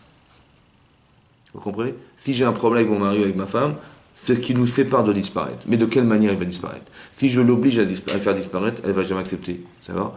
Et parce que quand on est en décalage dans la vie, quand on est défaillant, on ne supporte pas de l'entendre. Vous comprenez? Parce qu'on a une neshama, hein, vous avez compris? On a une neshama qui nous dit, mais tu es performante, tu dois te réaliser dans ta vie, et là j'entends l'inverse. Donc je vais forcément refuser. Je vais forcément faire un rejet de ce que j'entends. C'est comme ça, c'est normal, parce qu'on se respecte. Et non, on ne nous respecte pas les gens qui ne nous respectent pas. Mais quand je sais que, quelque part, on fait un effort pour me faire accepter ce que je ressens comme une difficulté, et qu'on me fait des kavod, alors je l'accepte. C'est pour ça qu'on a expliqué deux choses. On a expliqué pourquoi Tamar, alors qu'elle est enceinte de Yehuda, et que lui, il sait qu'il a une relation avec une femme, mais qu'il a surtout peur qu'elle se révèle alors qu'il ne l'a pas retrouvée, et qu'il a laissé un gage, qui était sa bague, son bâton, et il dit, oh là là, il a dit à son serviteur, il cause de la retrouver, parce que chez Maïe la bouse, c'est-à-dire qu'il va avoir la honte, je vais avoir la honte, elle va venir avec la bague, et le machin, elle va dire, voilà, je suis tombé, c'est de lui que j'ai une relation avec lui, catastrophe. Lui, t'es Avbeddin, le chef des tribunaux, Yehuda, le chef des tribunaux, c'est la honte de sa vie, quoi. Et il l'a pas retrouvé. Bon. Donc il est dans une phase très difficile de sa vie. Maintenant, si elle vient, finalement, elle est tombée enceinte, on la juge. Elle était la fille de Shem, donc de la famille de Shem qui était Cohen. Il dit, elle est condamnée à mort. Hein, c'est Ben Noir condamné à mort. Bon. Mais elle sait qu'elle est innocente ou pas? Bon, qu'est-ce qu'elle aurait fait? Qu'est-ce que n'importe quelle femme aurait dit? Elle a dit, attends, oh là là, je vais pas mourir, attends, je vais mourir moi, ça va pas quoi? Tiens, la bague, alors? La bague, c'est à qui cette bague? C'est à qui ce bâton? C'est à qui cette site? C'est à toi? Pas d'histoire? Bon, lui, qu'est-ce qu'il aurait fait? Attendez, déjà c'est quelque chose qu'il a appréhendé. Il ne sait pas où est-ce qu'il va la retrouver, cette femme-là. Et il s'avère que c'est sa belle-fille, vous vous rendez compte de la folie, hein? Donc qu'est-ce qu'il aurait fait? Tu me fais ce coup-là, mais attends, c'est un choc ou pas? Il va dire, évidemment que c'est ma bague, évidemment que c'est mon bâton, mais tu me l'as volé. Menteuse. Bon. Et finalement, il s'en sort bien, il va mourir, elle est tranquille, personne ne saura rien. C'est vrai ou pas? Est-ce que ça va se passer comme ça ou pas? Évidemment que ça va se passer comme ça. Quand je mets quelqu'un qui est dans une difficulté, je lui rajoute de la difficulté, je lui rends pas service. Je l'oblige à mentir. Qu'est-ce qu'elle va faire, elle? Elle a dit, écoutez, Akerna, je t'en prie, reconnais. C'est-à-dire qu'elle est prête à mourir pour Yehuda. Est-ce que vous vous rendez compte de ça? Alors il va dire, ok, tu me fais kavod, je te fais kavod. Mais c'est un schéma que je vous explique, un schéma pour dire, tu m'as respecté, je ne peux pas faire autrement que te respecter. Sadka Mimeni. Elle a raison, c'est de moi. Mais c'est ça exister. C'est ça vivre, vous comprenez? C'est jamais d'être seul. Là, elle est dans la pire des difficultés de sa vie, mais il est dans une difficulté qui est proportionnelle à la sienne. D'un côté, il perd toute sa vie, lui aussi. S'il avoue, il perd sa vie. Et d'un côté, elle perd la sienne. si elle ne lui permet pas de l'accepter. Mais il est dans une telle situation d'embarras personnel, où si je le pousse un peu plus dans ses retranchements, il va mentir, c'est sûr. Obligé. Ou il va me répondre, il va me dire, mais je te connais pas, mais d'où tu sors ça, mais d'où tu vas trouver ça, c'est vrai. Obligé, il va mentir, obligé. Donc je suis obligé de lui faire cavote, vous avez compris, je suis obligé. C'est-à-dire que le fait que je le respecte, il va me respecter. C'est ça le poids de l'existence. Parce qu'on a très bien compris que psychologiquement, de la manière dont on est construit dans sa vie, quand vous faites qu'un reproche à quelqu'un, c'est désobligeant, ça ne donne pas envie d'écouter. Donc il faut qu'il ait envie de changer. Mais il faut que je l'invite à avoir envie. Et pas l'inverse. Donc c'est pareil, vous avez compris, c'est pareil. Youssef, il avait une haine profonde, j'imagine, contre ses frères. Mais comment il arrive à se contenir quand il les voit venir, alors qu'il a dû endurer 22 ans d'exil en Égypte. Je les vois venir, je dis, écoutez messieurs, je me présente, je suis Youssef, ça va, tout va bien? Et alors, les rêves, qui c'est qui avait raison? Hein? Allez. 22 ans de prison, messieurs. Hein? Vous avez compris, c'est ce qu'on aurait fait nous. Mais qu'est-ce qu'il a fait, lui? Il a retenu ça, parce qu'il a très bien compris que tout avait été pensé, tout a été organisé par Hachem. S'il a été vendu, c'était pensé. C'est ce que je voulais expliquer. Mais en fait, quand on arrive à ressentir et à comprendre à quoi ça vient répondre, on n'est pas dans un malaise. Mais il faut s'habituer à penser comme ça. Vous avez compris? Que tout ce qui nous arrive, que ce soit heureux, c'est tant mieux, et que même c'est difficile, de toute façon, ça vient répondre à quelque chose. De toute façon, ça vient répondre à quelque chose. Et donc, et cette souffrance, elle ne fait que révéler quelque chose que je ne voulais pas savoir. Pourquoi c'est comme ça? Parce que je vous l'explique. Psychologiquement, je n'ai pas envie de me sentir fauteur. D'accord? Voilà. Donc, inconsciemment, j'ai un problème avec Youssef. Inconscient.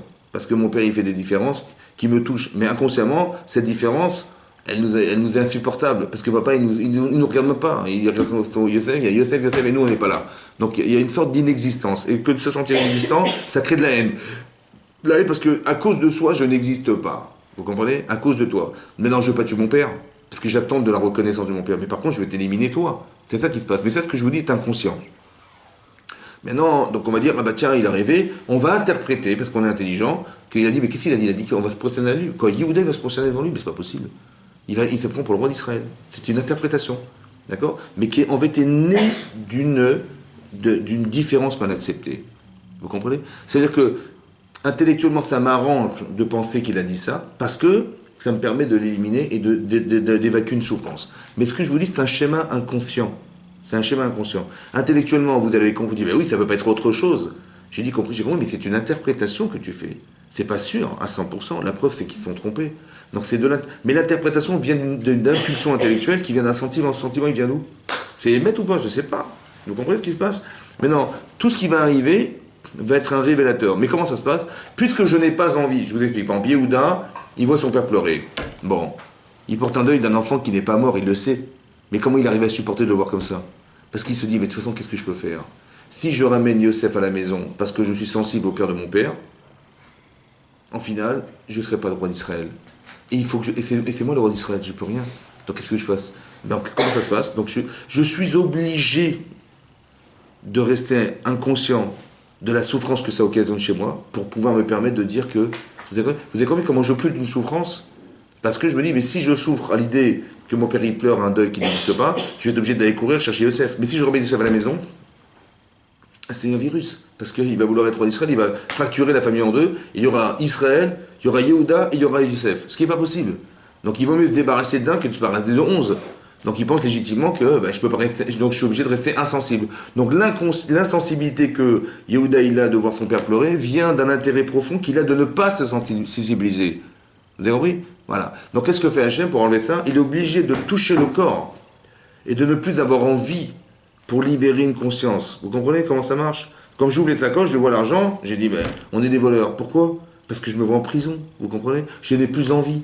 Donc comme j'ai plus envie, comme j'avais envie de ne pas savoir, donc mon désir de ne pas savoir, il est présent, donc il va mettre cette connaissance dans mon inconscient, et qui c'est qui va le ramener à ma conscience? C'est la souffrance que je vais vivre, qui va m'obliger à penser que je n'ai plus envie de cacher cette information, et donc elle va remonter à la surface. Bizarrement, ils ont dit Youssef, c'est quand même incroyable, vous avez compris? C'est un ça qu'elle a servi. C'est qu'on dit Chavivi Misurim, des fois dans la vie, on dit, c'est Chavivi, pourquoi c'est Chavivi? Depuis quand on veut... Parce que quand vous le comprenez dans ce schéma-là, on ne souffre plus de rien, vous comprenez ce que je veux dire? Quand on vit un bonheur, on est heureuse, et quand on vit quelque chose qui nous est difficile, ça vient forcément révéler quelque chose. Mais il faut pouvoir se permettre de le comprendre dans cette lecture-là de la vie.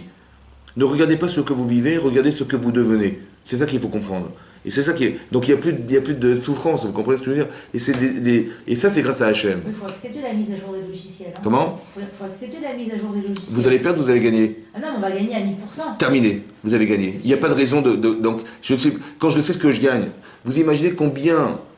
Je vous explique un truc. Je vais arriver à ma part, ça va? Bon. Je vais dire à Hachem, il va me dire, mais t'as pas fait ça, t'as pas fait ça. Je dis, bah, elle est bonne, je ne savais pas. Et je ne vais pas lui reprocher. Donc je leur ai dit, mais pourquoi tu m'as pas provoqué quelque chose qui aurait dû être un détonateur de conscience? C'est ça que je lui ai demandé ou pas? Comme il sait que je vais lui demander, donc il me le propose. Mais évidemment que c'est comme ça. Je lui dis c'est difficile, mais c'est ce que j'aurais demandé si j'avais été à sa place. Bien sûr. Mais non, plus c'est profond, plus ça peut être douloureux. Parce que si c'est profond et que je suis têtu et que je ne veux pas savoir, un chien pour le sortir, il faut qu'il arrive. Vous avez compris? C'est ça que ça veut dire. Et c'est comme ça. Mais nous, on ne veut pas de ça. Donc on dit là, il est sourim. Et ça veut dire qu'on étudie la Torah pour comprendre ces schémas, pour dire voilà, ou je demande à Hachem de faire vivre des choses, des situations qui vont me permettre de sans passer par la souffrance. Soit je l'étudie, je l'ai compris dans la Torah, et je dis bah c'est marrant, quand j'écoute le Dvar Torah, j'ai l'impression qu'on parle de moi. Et donc ça me permet de changer, vous comprenez? Mais c'est ça qu'il faut comprendre. Donc il n'y a pas de situations qui sont des situations dans lesquelles on pourrait se croire. Et quand on voit la réalité, c'est parce qu'on s'arrête à l'image de ce qu'on vit qu'on est embêté. Mais il faut s'arrêter de regarder comme ça. Comme si il y avait une image, et il y a comme les mots et le vouloir dire des mots. Vous comprenez? Et on dit la Torah et le col de la Torah. La voix de la Torah. La voix de la Torah, c'est ce qu'elle a voulu dire, la Torah. C'est pas ce qu'elle a dit. Vous avez compris? Voilà. Il y a les mots de la Torah, donc j'ai très bien compris ce qu'elle a dit. Mais est-ce que tu as compris ce qu'elle a voulu dire, la Torah? Est-ce que tu as compris ce qu'il a voulu dire à Hachem? Voilà. Il t'a fait vivre. Yosef, il a été vendu esclave. Ouais, donc il a vendu esclave. Ok, mais c'est effroyable ce qu'il vit. Mais qu'est-ce qu'il a voulu dire à Hachem? Il a voulu dire, mon chéri, quand tu parles de toi de cette manière, tu décomposes ta famille. D'accord? Parce que tu crées de l'ombre autour de toi, tes frères ne peuvent plus te supporter. Alors qu'est-ce qu'on fait? On reste comme ça ou pas? Il dit, bah, tu es obligé de quitter la famille. C'est ça qu'il a voulu dire à Hachem. Vous avez compris? Quand Hachem, il a fait que Yosef, il a quitté sa maison, mais qu'est-ce qu'il a pu faire, Yaakov, pour mériter que son fils s'en aille? Ben parce qu'il a aussi manqué de Kibboud Avayim. Donc en vérité, il va souffrir de ce manque de rapport à son enfant, comme il a manqué d'avoir un rapport avec ses parents. Vous comprenez? Mais cette souffrance-là, en fait, elle occasionne aussi quelque chose qui va permettre à Yaakov de faire teshuva. Vous avez compris ce que fait Hachem? Donc arrêtez de voir de juger les choses telles qu'elles sont vécues dans la pratique, essayez de comprendre ce que ça veut dire derrière.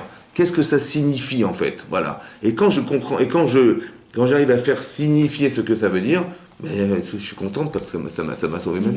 Attendez, c'est pas évident de toujours retrouver la cause. Vous voyez ce que je veux C'est pour ça que j'ai expliqué qu'il n'y a que la personne qui le vit qui le comprend. Non, ou même si des fois on ne peut ne pas le parce qu'on a dans le temps. Mais c'est pas grave, on est baptême, on voilà. s'annule. Alors c'est pas grave. Et comme ça, il y a comme ça. Soit, je vous explique un truc.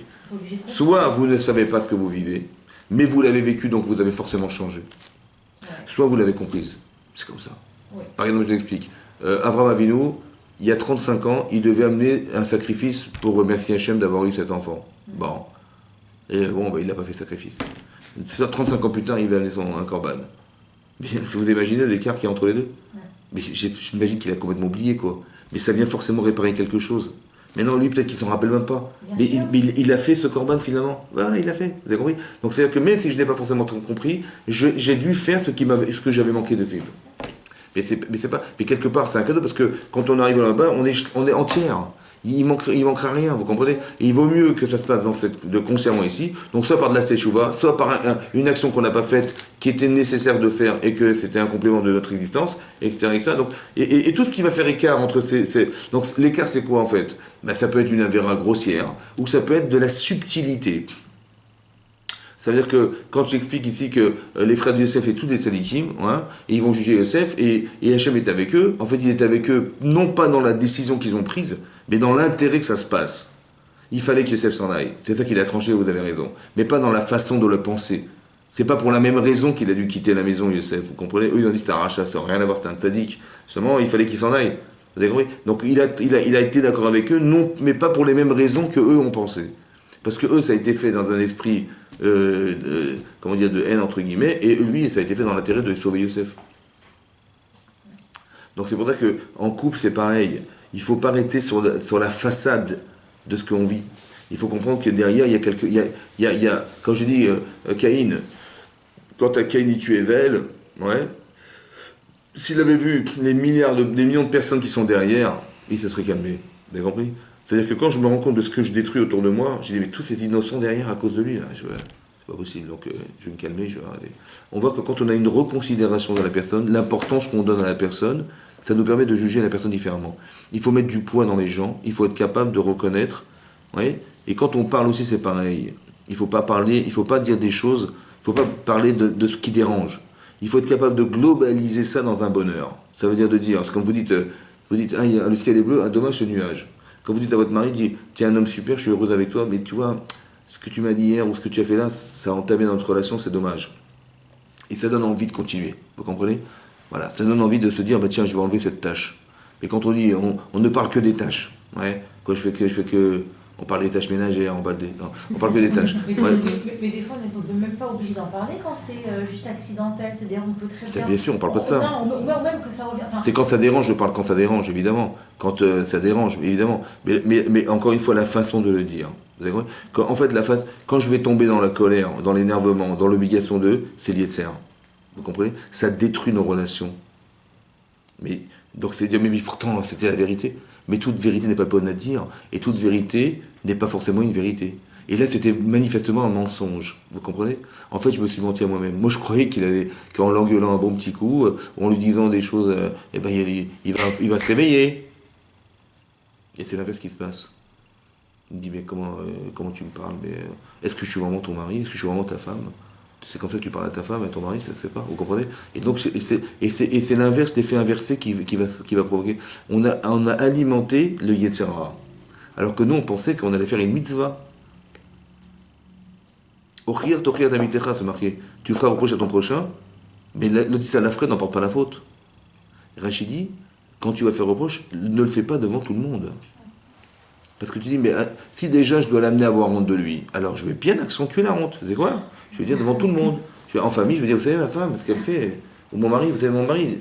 Je vais lui faire la honte, il va bien, comme ça, il va faire une teshuva de... Super. Bah oui, parce qu'on ne peut pas faire teshuva sans avoir honte, c'est comme ça. Mais quelle honte, c'est ça le problème. Est-ce qu'on a honte de soi ou on a honte des autres? De rentrer dans la honte des autres, c'est sourd. Ah oui, des autres. Parce que quand je l'ai fait devant les autres, c'est interdit ce que j'ai fait. Il fallait qu'il ait honte de lui, pas à cause des autres.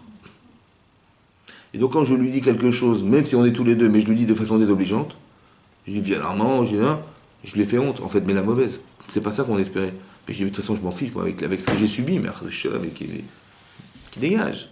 C'est comme ça. En fait, je fais sous l'effet de la haine. De la haine, de la jalousie, de la rancune, etc. C'est un sourd.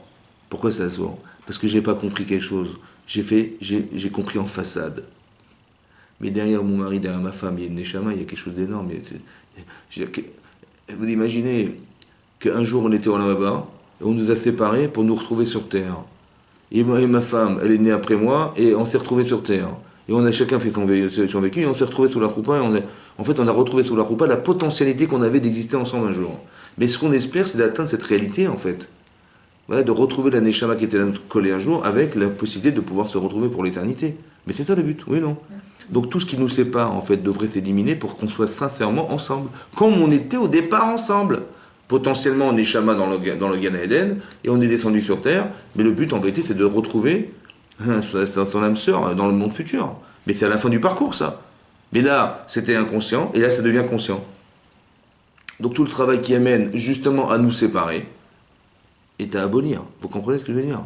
Donc comment je vais lui dire à lui? C'est très important de rester dans le respect, parce que je sais ce que je vais gagner, et je sais ce que je vais perdre. Vous avez compris? Je vais perdre l'éternité. Et là, je vais gagner l'éternité. Donc je m'énerve à mon petit coup. En fait, c'est à la mesure de ce que je crois, qui est dans la limite petite des choses.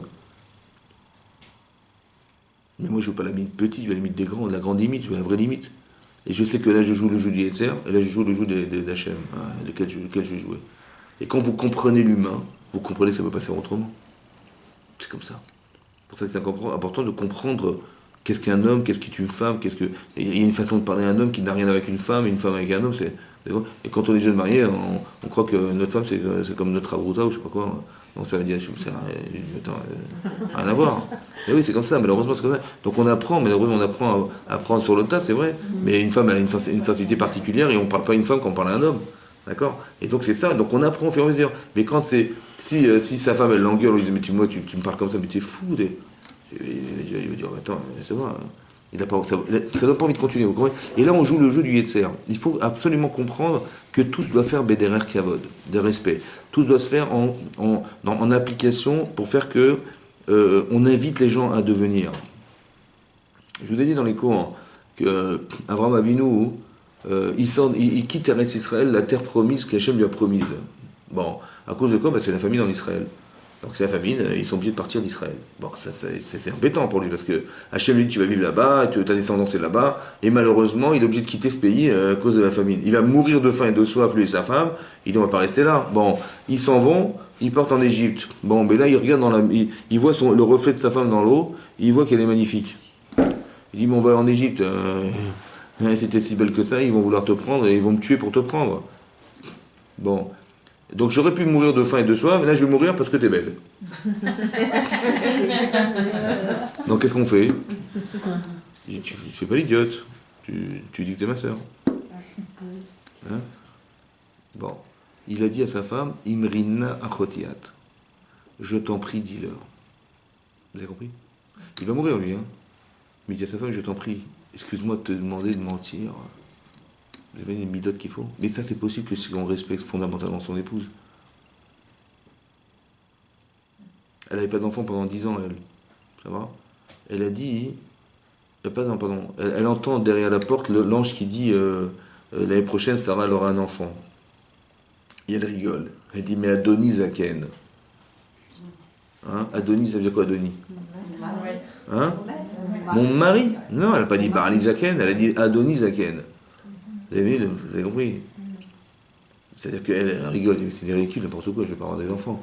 Elle dit mon Seigneur, mon mari. C'est incroyable. C'est-à-dire qu'il y a un respect fondamental, vous comprenez? C'est ça. C'est ça. Il faut respecter la personne. Hein? Ce soir, c'est Adonis. Il va pas comprendre, je crois. Elle est folle. Et vous avez compris, c'est ça, il faut reconsidérer des choses. En fait, la personne la plus importante de votre vie, c'est votre mari. Et sa femme, c'est la femme la plus importante de son... Évidemment, au début, c'était ses parents, qui vous d'Avahem, mais après, la personne la plus importante de sa vie, c'est son mari et sa femme. Parce que vous allez passer X années avec vos parents, mais la grosse majorité de votre vie, vous passez avec vous en couple. Là. C'est comme ça, d'accord? Donc, et c'est la personne la plus importante. Et c'est marrant que c'est la plus importante, et c'est là qu'il y a le plus de problèmes. Vous avez vu que vous avez compris que c'est le Yetzer, ça? Ouais. C'est-à-dire que là où il y a des choses importantes, c'est là qu'il y a du Yetzer. C'est là qu'il faut comprendre, c'est ça qu'il faut voir. Et c'est des choses qu'on apprend dans la Torah. Que plus les choses sont importantes, et plus Yetzer il se manifeste pour essayer de casser. Parce qu'il veut briser ce rapport de mitzvah. Il veut le casser. Le rapport avec Hachem, il veut le casser. Le rapport de mitzvah, il veut le casser. Le rapport le plus important au monde, il veut le casser. C'est pour ça qu'il faut chercher à être heureuse en couple, et de mettre du poids dans l'existence de sa vie de couple, pour dire que quand il y a du Yetzer hara, il n'y a pas comme une mesure. On va pas gâcher notre vie pour des bêtises. Et souvent, c'est des bêtises. Vous comprenez? On se sépare de son mari pour des bêtises. Parce qu'on était un peu frustré, un peu vexé, un peu je sais pas quoi. Mais quand on reconstruit... C'est pas moi. Si ma mère elle me fait un reproche, je vais pas l'envoyer balader. Ça va? Je dis, bon, elle le fait pour mon bien. C'est-à-dire que si ma femme me fait un reproche et que je suis comment dire, je suis vexé ou je refuse d'entendre, c'est que je ne considère pas ma femme. Parce que si c'était ma mère, elle m'aurait dit ça, je dis, oui, mais qu'est-ce qui se passe? Excuse-moi, je t'ai dérangé. Et ma femme, j'aurais dit autre chose. C'est bizarre. Ou mes parents, c'est pareil. Vous avez compris? Ou mon père, c'est pareil. Mais en fait, ça veut dire qu'on ne met pas assez de poids, on n'a pas assez confiance. Pour ça qu'elle peut dire quelque chose, ou il peut dire quelque chose, mais ça ne me parle pas parce que je n'ai pas la confiance que j'ai vis-à-vis de mon épouse que j'aurais vis-à-vis de ma mère. Parce que je sais comment elle m'a cajolé, je sais comment elle m'a aimé, je sais comment... Ma femme, c'est un choix. Vous comprenez? Ma mère, c'est pas un choix. Et c'est ça qui fait aussi la différence. Il faut reconstruire cette considération. Voilà. Votre papa, c'était pas un choix, vous l'avez pas choisi. D'accord? Et vous existez grâce à lui, donc vous dites merci papa. Mais votre mari, il n'est pas obligé de vous épouser. Hein. Ah, tu décides, il y a des conditions, mon chéri. C'est ça le problème, c'est qu'on conditionne la vie de couple, alors que d'exister, on n'a pas conditionné. C'est pour ça que ça crée des différences aussi.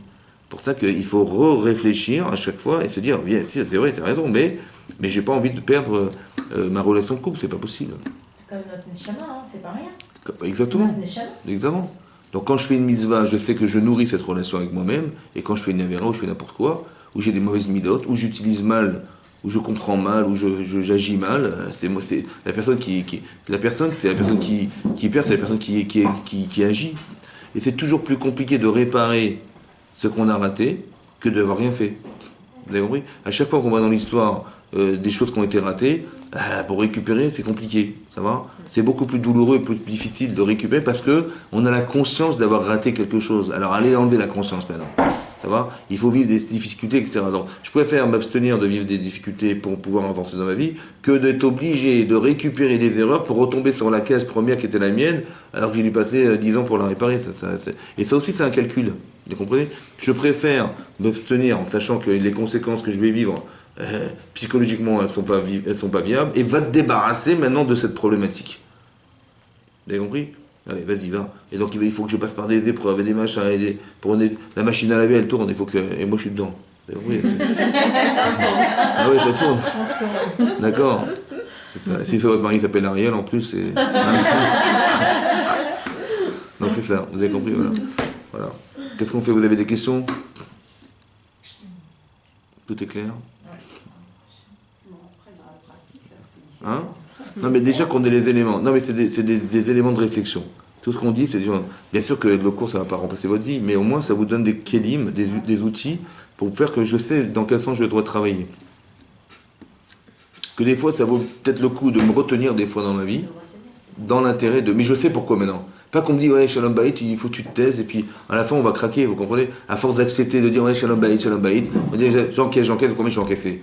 Des fois, il ne faut pas encaisser, des fois, il faut dire, mais il faut savoir comment dire.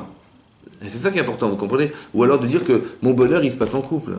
Que j'ai aucune... que quand quand j'ai un conflit marital, au final, je me retrouve seul. Voilà. Parce que même si j'ai raison, finalement, je me retrouve seul. Dans ma tête, je parle. Dans ma position seul. Parce que mon mari, il va pas m'écouter, ou ma femme va pas m'écouter, elle va dire de quoi tu te mets, de comment tu me parles, etc. Et finalement, j'aurais raté l'occasion de me retrouver avec elle ou avec lui. Et donc, au final, je me retrouve seul. C'est impossible, l'otov. Tu vois ? Quand je vois que ce que je dis est issu d'une rancune, où je veux lui faire payer, vous avez compris ? Où je vais faire, où je fais X choses, ouais, c'est que je suis dans la vera. C'est que le tir, il a gagné. Et on ne veut pas le faire gagner, c'est l'inverse. Donc je me dis, si je pense comme ça, c'est que forcément c'est le tir qui gagne, puisque c'est assourd, vous comprenez ? La Torah dit que c'est assourd. Donc la Torah dit clairement que si c'est interdit, la rancune, la haine, la jalousie, tu es malheureuse, machin, il a gagné. Et j'ai pas envie ni d'être malheureuse, ni d'être rancunière, ni d'être haineuse, ni rien du tout. Il m'a dit, comment il se manifeste ? J'ai dit, compris, mais pourquoi tu ne le fais pas dans l'esprit de te dire, d'abord de dire le pauvre ? Parce que s'il agit comme ça, c'est qu'il est ignorant. Vous comprenez ? Donc plutôt que de subir, moi je dis souvent aux gens, arrêtez de vous rendre malheureux pour des idiots. Les gens me disent, ouais, il m'a fait ça, il m'a dit ça, machin, mais il m'a rendu fou, il m'a rendu folle. Donc c'est-à-dire il dit, oui, il est bête. Je dis, alors pourquoi tu deviens folle parce qu'il est bête ? Tu te rends malade parce qu'il est bête. Non, rends-le intelligent et tu seras heureuse. Donc, et je préfère être intelligente et heureuse que d'être frustrée et bête. Ça va ? Donc il dit, rends-le intelligent, il sait pas. Ou des fois, nous, ça nous paraît tellement évident en tant que femme, par exemple, ça nous paraît des choses évidentes, mais pour un homme, c'est pas évident. Au lieu de dire, il savait pas, je dis, mais comment il savait pas ? Mais c'est sûr qu'il savait. Et je suis certain qu'il fait exprès, vous comprenez ? Alors que c'est complètement faux. Donc il vaut mieux... Et tout ça parce qu'on interprète selon ce que nous sommes. Donc comme on est des femmes, on comprend comme ça. Donc évidemment, mon mari l'a compris comme moi. Et comme il ne le manifeste pas, c'est qu'il m'aime pas. Alors que ça n'a rien à voir, il n'a pas compris et il vous aime. Vous avez compris ? Voilà. Il vaut mieux dire comme ça, ou dire je sais pas, et je vais... Vous avez compris que toute frustration vient d'une interprétation. Mais si l'interprétation est fausse, il n'y a pas de raison de se frustrer. Exactement. Donc il faut se prouver que si c'est vrai, alors là, ça justifie ma frustration. Mais si c'est faux, alors je vais l'interroger. Il va me dire, mais je ne savais pas, excuse-moi. Je dis, ah d'accord. Et souvent, c'est comme ça, malheureusement, c'est comme ça. C'est pas... y a une façon de penser qui va nous faire croire que finalement, on n'est pas aimé, ou s'il n'a pas réagi comme ça, c'est qu'il n'aime pas, il m'aime pas, ou il me néglige, ou qu'il y a une différence avant et après le mariage, donc c'est-à-dire, il se moque de moi, etc., vous comprenez? Et ça, mais en fait, ça n'a rien à voir, c'est que l'accoutumance faisant, ou alors on n'a pas assez de relations qui font que des situations de vie qui nous font nous retrouver et qui entretiennent cette relation qu'on avait avant, qu'on n'a plus maintenant, où on vit les choses de façon mécanique, où on vit les choses pas de façon habituelle, où rien n'est prétexte à se retrouver, vous comprenez? Voilà. Et ça, il faut arriver à trouver des situations qui font que tout est prétexte à se retrouver, à discuter, à avoir une ambition commune. On veut avancer dans sa vie, on veut être des tzadikim, d'accord? Et donc forcément, et ça va se passer que il y avoir une forme de confrontation, ouais, évidemment, parce qu'on n'est pas de même nature, mais d'arriver à trouver le shalom, c'est-à-dire de mettre un ordre dans un désordre. C'est-à-dire qu'au départ, il y a un désordre. Hachem, il fait exprès de créer un désordre. Il prend une femme avec un homme, ce qui n'a rien à voir, on n'a rien à faire ensemble. Mais il y a des intérêts à trouver en commun. Et c'est ça le but de la vie de couple. D'arriver à trouver des choses en commun. J'ai un intérêt d'être marié avec mon épouse, elle est femme, j'ai un intérêt de penser comme une femme. Et moi, j'ai un intérêt en tant que femme de penser comme un homme. J'ai un intérêt. Quel intérêt? Allez chercher l'intérêt que vous avez d'être un peu homme. On n'est pas forcément rassuré, un homme il a de l'assurance, etc., etc. Donc j'ai quelque chose à tirer de mon mari. Moi je ne suis pas sensible comme ma femme. Des fois ça me dessert parce que je vois pas, je sens pas, je comprends pas. Ben, elle est sensible, elle sent. Donc je vais m'inspirer de ce qu'elle est, je vais apprendre à être comme elle et je vais gagner, je vais être un homme et une femme à la fois. Et c'est ça qu'il faut comprendre. Il faut comprendre l'intérêt de la relation. Vous comprenez? Il y a quelque chose de spirituel chez une femme qui n'est pas chez un homme. Ben, je vais m'inspirer de cette spiritualité pour que ma vie soit meilleure, elle soit plus engagée. Vous comprenez? Voilà. Donc il faut s'encourager, il faut s'encourager, comment on veut dire, il faut apporter à l'autre ce qui lui manque, en fait. Voilà. Pas de ce qui vous manque. N'attendez pas des autres ce qui vous manque. Il faut être capable d'apporter à l'autre ce qui lui manque et que lui-même il vous apporte ce qui vous manque. Et ça, dans un tronc commun, il ne peut pas y avoir de... Si je le fais dans l'intérêt de l'autre, vous comprenez? C'est ça, de ne pas être seul. À quoi je sers si je ne suis pas capable d'exploiter ce que je suis? Ben, je ne sers à rien. Donc j'ai une potentialité. Vous avez vu, Yosef, il est potentiellement intelligent, mais il parle de lui. Il ne sert à rien. Il dit, je vais vous raconter ce que je suis. Ben, quel intérêt? Tu crées de la haine. Par contre, si tu peux faire de toi, tu peux être le roi d'Égypte, ça m'intéresse. Vous avez compris? Si tu peux être un roi, tu peux être quelque chose. Tu fais de toi quelque chose. Faites de vous quelque chose. Voilà, faites de vous quelque chose. Rendez-vous utile dans votre vie de couple. Rendez-vous utile. Et permettez à votre mari aussi de se rendre utile. Vous avez compris? Et quand on vit dans cet esprit-là, qu'est-ce qui peut nous séparer, franchement? Vous comprenez? Et tout ce qui va nous séparer, en fait, c'est nous qui allons perdre. Et tout ce qui nous sépare nous fait disparaître nous-mêmes, puisque encore une fois, c'est quand j'avais un partenaire et il devait partir. Car que je ne sers plus à rien. Je dis, mais ouais, moi je suis tranquille, j'ai compris. Mais il valait mieux essayer d'apporter une sorte de soulagement commun pour arriver à se retrouver que l'inverse. Vous avez compris? C'est comme avec Hachem. Quand on fait Teshuvah, ouais, c'est pas pour soi. C'est pour retrouver Hachem. Vous avez compris pas? Voilà. Je dis pas à ma femme, écoute, j'ai fait des bêtises, tu me pardonnes, hein. Bon, au moins, tu pourras plus me reprocher. Voilà. Non, c'était pas ça le but. Le but, c'est qu'elle puisse retrouver son mari. Voilà. Maintenant, ça dépend de ma sincérité, ça dépend de beaucoup de choses. C'est pas que je dis, mais écoute, moi j'ai fait ce que j'ai fait des bêtises, je reconnais, voilà, je fais tchouva, voilà, maintenant c'est ton problème. Si tu veux pas accepter, c'est ton problème. J'ai compris, mais je m'en fiche de la tchouva. Moi, je veux qu'on se retrouve tous les deux. C'est pareil. Hachem, tu fais tchouva, mais dans quel but? C'est pour être propre, pour être clean, pour dire que j'ai pas de problème. Mais non, c'est pas ça. L'intérêt, c'est de retrouver ce qu'on a perdu. Vous avez compris? C'est pareil. Et quand on vit dans cet esprit-là, quand on vit dans l'esprit de retrouver ce qu'on a perdu, alors là, on retrouve. C'est pas comme quelqu'un va se disputer avec sa femme, hein, et puis elle est en train de pleurer dans sa chambre, il ouvre la porte, il lui fait, excuse-moi, ratati, aviti, pacharti, vanera. Ça marche pas, vous comprenez, ça marche pas. Mais c'est ce qu'on fait en fait. On croit que. Et ce qu'on fait dans la prière aussi. On fait la tefila, on fait ratati, en pensant que j'ai fait teshuva. Non, la teshuva, c'est de retrouver ce qu'on a perdu. C'est très important. C'est pareil. Si ma femme, elle n'est pas heureuse avec moi, j'ai un problème. Si mon mari n'est pas heureux avec moi, j'ai un problème. Il n'est pas heureux. Il se plaint tout le temps. Alors, soit il est fou, soit il y a un problème. Vous avez compris? Bah oui. Mais mon mari, il n'est pas fou parce que je l'ai épousé, donc il y a un problème. Donc je vais essayer de comprendre qu'est-ce qui fait qu'il n'est pas heureux. Qu'est-ce qui fait que ma femme, elle me fait la tête quand j'entre à la maison? Il y a un problème. Donc je vais discuter avec elle, elle va me dire ce qu'elle a et on va essayer de s'arranger. Vous avez compris? C'est ça le but. De se retrouver, de ne pas être l'évade. Pas que chacun il a dans sa vie, dans ses occupations personnelles, et finalement il n'y a rien qui nous fait nous retrouver. C'est ça. Voilà. Be'ezat Hashem. Chazak ou Baruch.